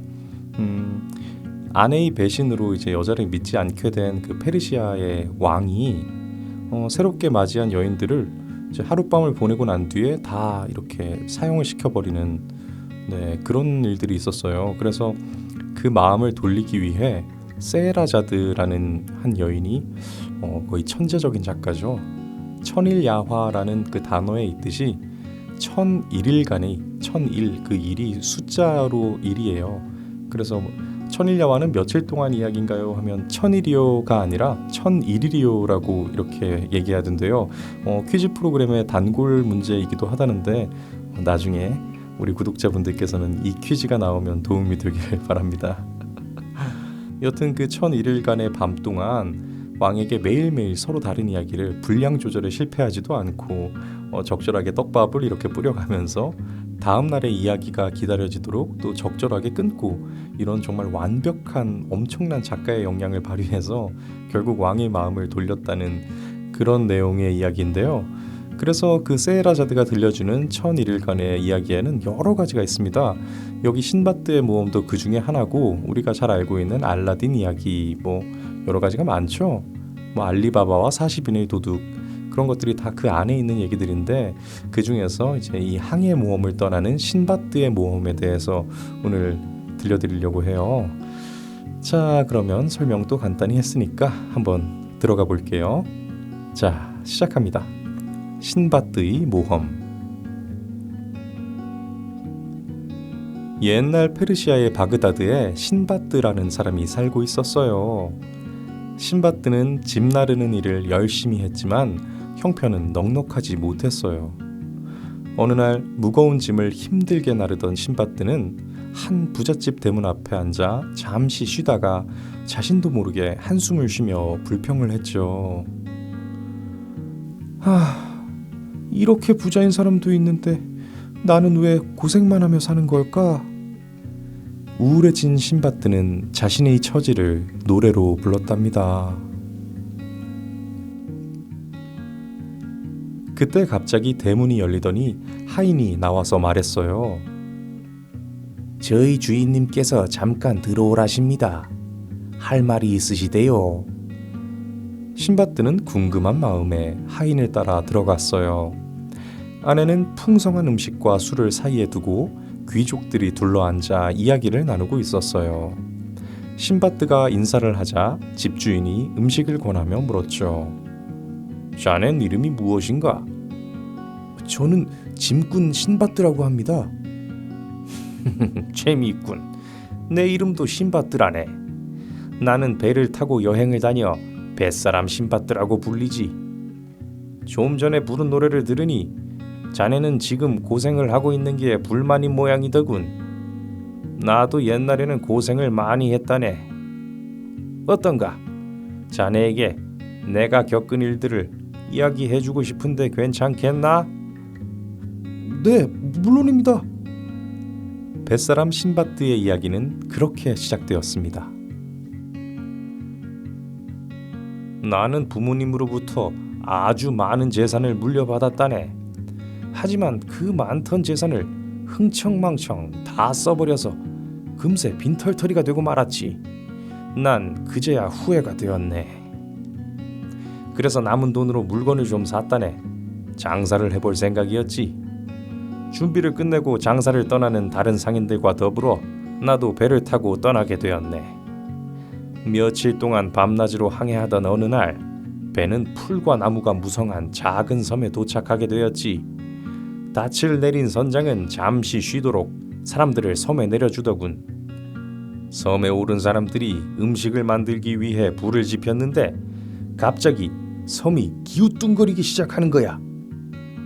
지진이다. 지진이 일어났어. 사람들이 놀라 소리를 질렀다네. 그때 선장이 배 위에서 크게 소리치는 거야. 어서 배에 올라타세요. 그곳은 섬이 아니라 고래 등입니다. 어서요. 어서. 선장의 말이 맞았다네. 그건 커다란 고래가 너무 오랫동안 움직이지 않아서 등에 풀과 나무가 자라 있었던 거였지. 그런데 우리가 불을 피우자 놀란 고래가 움직이기 시작했던 거야. 고래라고? 빨리 도망가자. 사람들이 허둥지둥 배 위로 올라가려는 순간 고래가 쑥 하고 솟아오르는 바람에 사람들은 바다로 빠지고 말았다네. 선장의 배는 이미 멀리 도망을 간 뒤였지. 다행히 커다란 통나무 하나를 붙잡을 수 있었던 나는 한동안 끝없는 바다 위를 이리저리 떠다녀야 했다네. 며칠 동안 바다 위를 떠다니다 섬 하나를 발견하고는 있는 힘을 다해 헤엄쳐 갔다네. 섬에 도착하자 너무 목이 말랐어. 야자나무에 올라가서 열매라도 따먹어야겠군. 커다란 야자나무를 힘들게 올라가 열매를 땄지. 그런데 저 멀리 하얀 물체가 눈에 띄는 거야. 나무에서 내려와 그곳으로 가보았더니 엄청나게 큰 둥근 모양의 사원이었어. 사원을 둘러보는데 갑자기 주변이 어두워지는 거야. 고개를 드니 글쎄 커다란 새 한 마리가 떠있지 뭔가. 말로만 듣던 새 로크다. 새끼에게 코끼리를 잡아다 먹인다는 거대한 새 로크였다네. 그러니까 그 둥근 물체는 바로 로크의 알이었던 거지. 날이 어두워지자 로크는 알을 품은 채 잠이 들었다네. 옳지. 난 내가 쓰고 있던 터번을 풀고는 살금살금 로크에게 다가갔지. 그러고는 조심스레 터번으로 로크의 다리에 내 몸을 묶었어.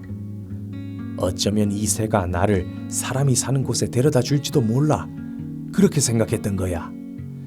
나는 두려웠지만 로크의 다리에 묶인 채 꼬박 밤을 새웠다네. 다음날 아침이 되자 로크는 크게 한번 울더니 하늘 높이 날아올랐어. 그리고 넓은 바다를 건너 어느 골짜기에 내려 앉았지. 난 재빨리 줄을 풀고는 바위 뒤로 달려가 몸을 숨겼어. 조금 뒤 로크는 엄청나게 큰 뱀을 움켜쥐고는 다시 하늘로 날아올랐지. 다행이다. 그런데 여기서 어떻게 빠져나가지? 그곳은 사방이 까마득한 벼랑으로 둘러싸인 골짜기였다네. 그런데 자세히 보니 그 골짜기에는 커다란 보석들이 잔뜩 흩어져 있었어. 이야, 굉장한걸. 여기서 빠져나갈 수만 있다면 큰 부자가 되겠어. 난 보석을 보며 중얼거렸지. 하지만 그 골짜기에는 코끼리도 삼킬 만한 커다란 뱀들이 우글거렸어. 난 조그만 동굴을 찾아 그곳에서 밤을 보냈네. 다음 날 주변을 이리저리 살피고 있는데 갑자기 큰 고깃 덩어리가 툭 하고 떨어졌어. 깜짝 놀라서 위를 올려다보았지만 절벽 위에는 아무것도 없었지. 그때 문득 뱃사람들에게 들었던 말이 생각났지. 맞아, 이 사람들이 고깃 덩어리를 던져 그것에 붙은 보석을 새에게 나르게 한다더니 그게 바로 여기였군. 나는 보석들을 한 움큼 집어 주머니에 넣었지. 그리고는 터번을 풀어 고깃 덩어리에 몸을 묶었네. 얼마 뒤 로크가 다시 날아와 내가 묶여있는 고깃 덩어리를 움켜쥐고 하늘 높이 날아올랐네. 로크가 산 꼭대기에 내려앉아 고깃 덩어리를 뜯어먹으려고 할 때였어. 와, 저기다. 저기 로크가 있다. 어디선가 커다란 함성과 함께 나무 막대를 두드리는 소리가 들렸지. 그 소리에 깜짝 놀란 로크는 고깃 덩어리를 놓아둔 채 멀리 날아가 버렸다네. 난 그 틈에 묶은 걸 풀고 일어났지. 그러자 사람들이 다가왔어. 당신은 누구시오? 어찌된 일이오? 난 그동안의 일들을 이야기해 주었네. 당신은 정말 운이 좋은 사람이군요. 그 골짜기에서 살아 돌아온 사람은 이제까지 단 한 사람도 없었어요. 그들은 내가 살아 돌아온 일을 신기하게 생각하더군. 주머니에서 보석을 꺼내 사람들에게 나눠주자 사람들은 좋아하며 나를 한국까지 데려다 주었다네. 그래서 무사히 집으로 돌아올 수 있었지. 보석을 판 돈으로 많은 물건을 사서 다시 배를 타고 여행을 떠났다네. 얼마 후 어느 섬에 도착했는데 섬을 이리저리 둘러보다가 야자입 옷을 입은 한 노인을 만났다네. 나는 노인에게 말을 건넸지. 어째서 이런 곳에 계십니까? 노인은 자기를 업고 우물가로 데려다 달라는 신용을 하더군. 노인을 업고 우물가로 갔는데 이 노인이 등에서 내려오질 않는 거야. 더구나 내 어깨 위로 올라서더니 다리로 내 목을 꽉 조이는 거야. 깜짝 놀라 노인을 내려놓으려 했더니 그럴수록 두 다리에 힘을 주어 목을 더욱 죄는 게 아니겠어? 그때 이 두려움이란 뭐라 말할 수가 없었네. 더구나 노인은 내게 이리 가라 저리 가라 끊임없이 명령을 해서 나를 더욱 힘들게 했다네. 그런데 하루는 조롱박이 잔뜩 열려있는 곳을 지나게 되었지. 나는 조롱박을 따서 속을 긁어내고 그 안에 포도즙을 짜 넣었어. 그러고는 며칠 동안 햇볕 아래에 두어서 독한 술을 만들었지. 그러자 노인은 자기에게도 달라는 신용을 했어. 술을 건네받은 노인은 마지막 한 방울까지 단숨에 마셔버리더군. 그러더니 곧 술에 취해 세상 모르고 잠을 자는 거야. 바로 지금이다. 다리 힘이 풀린 노인을 재빨리 내려놓고는 배가 있는 바닷가로 정신없이 달려갔다네.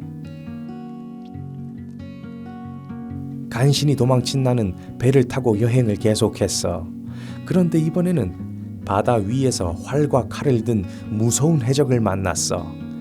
해적은 내 물건을 모두 빼앗더니 나를 코끼리 사냥꾼의 노예로 팔아버렸지. 코끼리 사냥꾼은 내게 물었네. 자네 활을 쏠 줄 아는가? 네, 쏠 줄 압니다.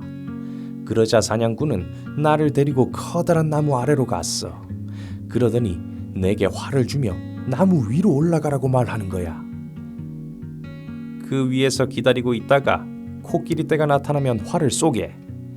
그래서 코끼리가 쓰러지면 나에게 알려주고. 사냥꾼은 나만 남겨두고 돌아갔어.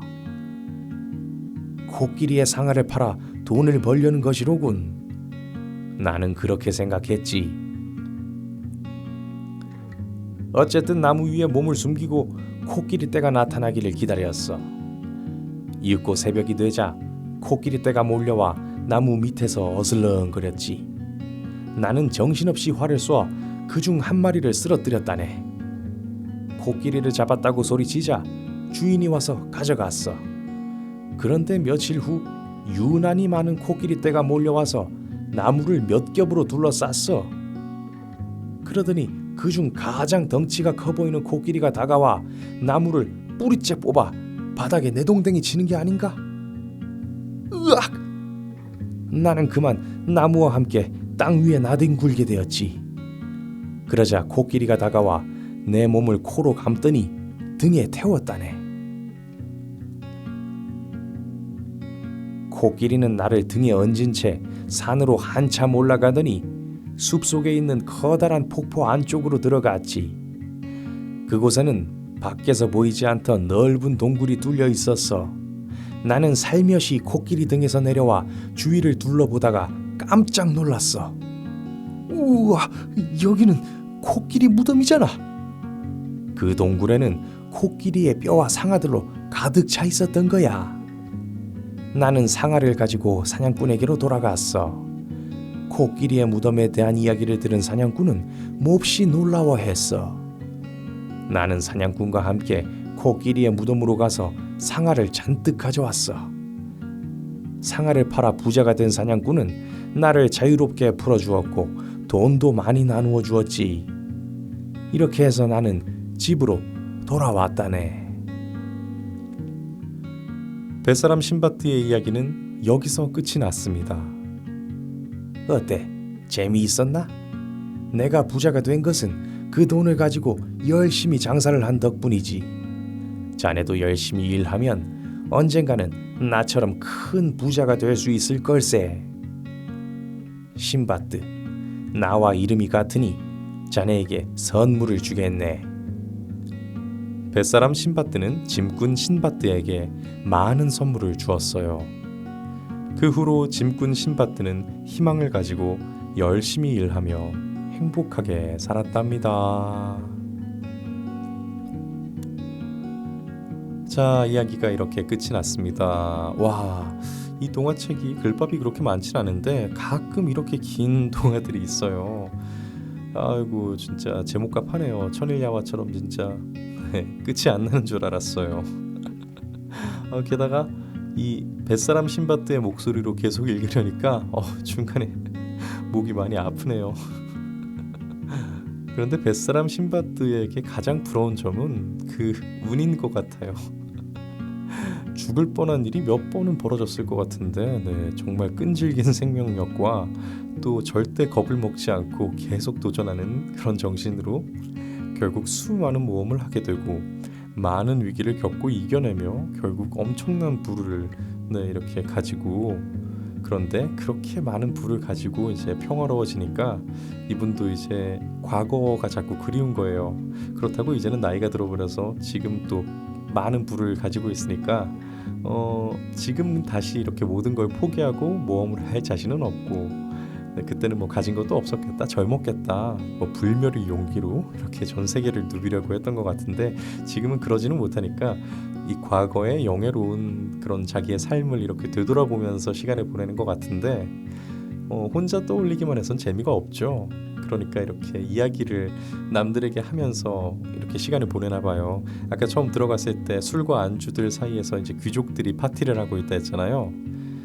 대부분의 귀족들은 아마 세습형 귀족들이었을 텐데 이렇게 자수성가형 귀족의 할 이야기도 많은 이런 뱃사람 신바트의 경우에는 같은 귀족들 사이에서도 인기 많았겠는데요. 요즘으로 치면 인싸 귀족? 그런데 이야기하는 거 참 좋아하네요. 이미 그렇게 파티에서 이야기를 하고 있었을 텐데 신바트를 만나서 또 이야기를 이렇게 들려주겠다고 하는 걸 보니까요. 이야기도 참 길었을 텐데. 근데 신바트가 부른 노래가 어떤 노래였을까요? 그 노랫말이 아마 이 뱃사람 신바트의 호기심을 자극했던 것 같은데 덕분에 신바트는 뱃사람 신바트에게 많은 선물도 받고 또 큰 희망을 또 얻게 되었잖아요. 그런 거 보면 우리 삶의 운은 언제 어디에서 찾아올지 모르는 것 같습니다. 그 말이 되게 공감이 많이 갔어요. 내가 행운을 얻고 싶다면은 행운이 어디 있는지를 찾아다닐 게 아니라 행운의 여신에게 내가 언제 어디에 있다는 거를 알게 해주라고, 네, 그런 얘기를 들은 적이 있는데 굉장히 공감이 가는 것 같아요. 항상 규칙적이고 꾸준하게 그리고 긍정적으로 그렇게 살다 보면은 행운의 여신이 이렇게 랜덤으로 이렇게 행운을 줄 거 아니에요? 근데 항상 그 자리에서 긍정적으로 이렇게 살다 보면은 그 행운이 나에게 올 확률이 더 높아지지 않을까. 흔히 이제 로또 복권도 말이에요. 매일매일 자동으로 사거나 이따금씩 왕창 사거나 이렇게 하는 것보다 매주 꾸준히 같은 번호로 사는 게 더 높지 않을까. 얼핏 그게 더 높을 것 같은 그런 느낌 들지 않으세요? 네, 그래서 저는 그렇게 하고 있습니다. 그러니까 우리 모두 희망을 갖고 한번 살아보자고요. 자, 오늘 124번째 동화 신바드의 모험이었습니다. 네, 별똥이 아빠입니다. 자, 오늘의 동화는요, 호랑이 등에 탄 효자라는 전래 동화예요. 벌써 뭐 제목만 봐도 이렇게 익숙하게 느끼시는 분들이 많으실 것 같은데, 네, 저도 완전히 기억이 나는 그런 전래 동화입니다. 여기에 보면은 반포지효라는 효심에 대한 사자성어가 있는데, 일단 이 제목부터 볼게요. 호랑이 등에 탔다는 사자성어가 있죠. 기호지세라는 사자성어예요.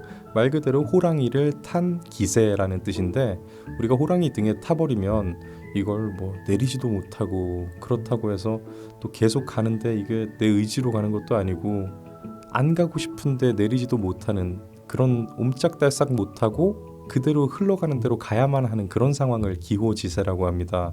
그래서 정치권 뉴스에도 많이 나오는 것 같아요. 근데 일상생활에서도 우리가 많이 겪게 되는 상황이니까, 네, 상식적인 그런 사자성어로 하나 알아두시면 좋을 것 같습니다. 자, 그러면 한번 들어가 볼게요. 자, 시작하겠습니다. 호랑이 등에 탄 효자. 옛날하고 아주 먼 옛날, 깊고 깊은 산골에 숯을 구우며 홀어머니를 모시고 사는 총각이 있었어요.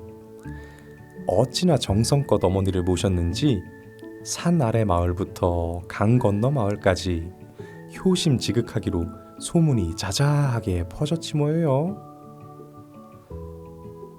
여느 날과 마찬가지로 총각은 아침 일찍 숯을 팔러 장으로 갔어요.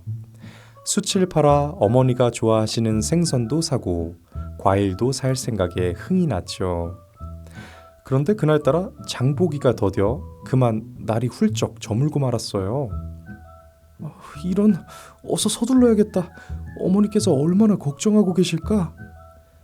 총각은 종종거리며 걸음을 재촉했어요.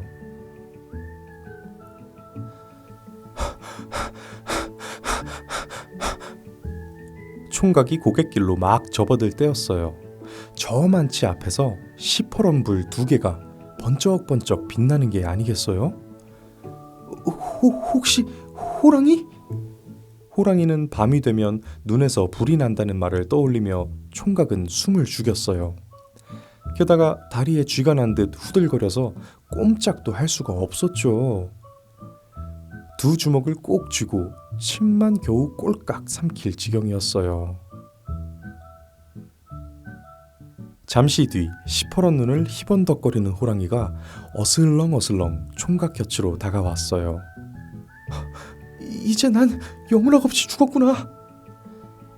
총각은 숨을 딱 멈추고 2 눈도 질끈 감았어요. 그러자 홀로 계신 어머니 얼굴이 떠올랐죠. 내가 죽고 나면 우리 어머니는... 총각은 눈물을 글썽이며 호랑이에게 부탁했어요. 호랑이야, 마지막으로 어머니께 따뜻한 밥이라도 지어 올리게 해다오. 밥만 지어드리고 곧 올 테니 제발 부탁이다. 총각의 얼굴은 어느새 눈물 범벅이 되었죠.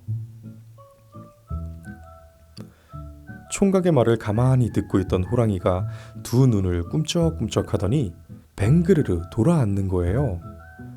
그러고는 꼬리로 제 등을 툭툭 치지 않겠어요? 네 등에 타라는 거니? 총각이 눈을 동그랗게 뜨며 묻자 호랑이가 고개를 까딱까딱 하는 거예요.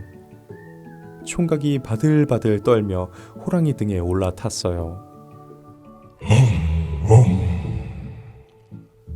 어흥 어흥. 호랑이는 크게 울며 바람처럼 고개를 넘어갔어요. 집 앞에 도착하자마자 총각은 우선 어머니께 인사하고 부엌으로 갔어요. 눈물을 훔치며 총각은 정성껏 밥상을 차렸어요. 오늘은 유난히 밥맛이 좋구나. 환하게 웃는 어머니를 보며 총각도 미소를 지었죠. 맛있게 많이 드세요, 어머니. 총각은 어머니 숟가락에 반찬을 올려주고는 고개를 돌리며 한숨을 푹 쉬었어요. 그리고 밖에 있는 호랑이에게 몰래 가서는 조금 더 기다려달라고 애원했어요. 그런데 정말 희한한 일이 벌어졌어요. 총각의 행동을 물끄러미 지켜보던 호랑이가 산 쪽으로 휙 고개를 돌리는가 싶더니 어슬렁어슬렁 가버리는 게 아니겠어요? 그로부터 며칠이 지났어요. 그날도 총각은 숯을 다 팔고 집으로 가고 있었어요. 숯을 판 돈으로 어머니께 드릴 고운 비단치마, 예쁜 꽃 고무신을 사가지고 흥얼흥얼 콧노래를 부르며 구불구불 고갯길로 들어섰어요. 그런데 그때 집채만한 것이 눈앞을 딱 가로막는 거예요. 총각은 그 자리에 우뚝 멈추어 섰어요.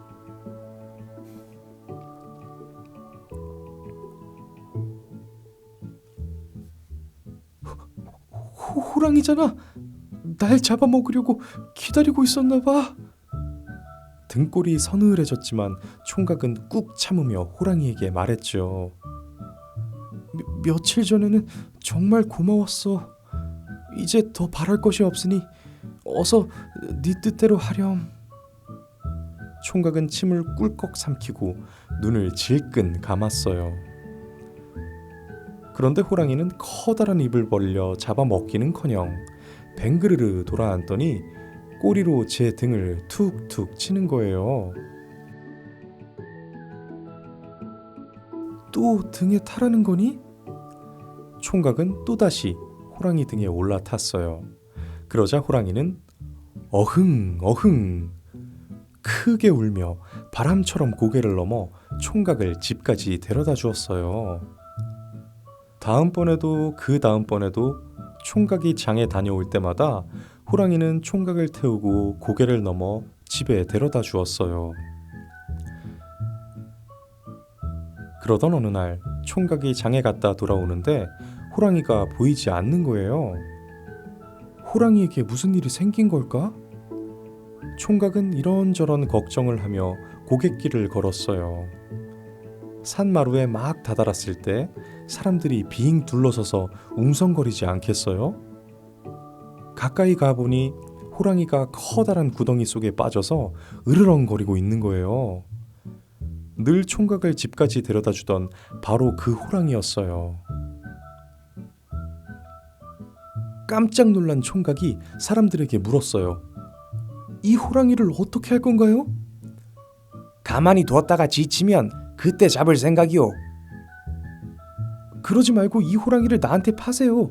돈은 넉넉하게 드리겠습니다. 총각은 숯을 판 돈을 몽땅 내놓았어요. 뭐 좋소. 그렇게 합시다. 사람들이 모두 돌아가자 총각은 긴 줄을 구해왔어요.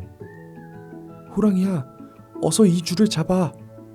총각은 서둘러 호랑이를 구해 주었어요. 그날 이후 총각과 호랑이가 어떻게 되었냐고요?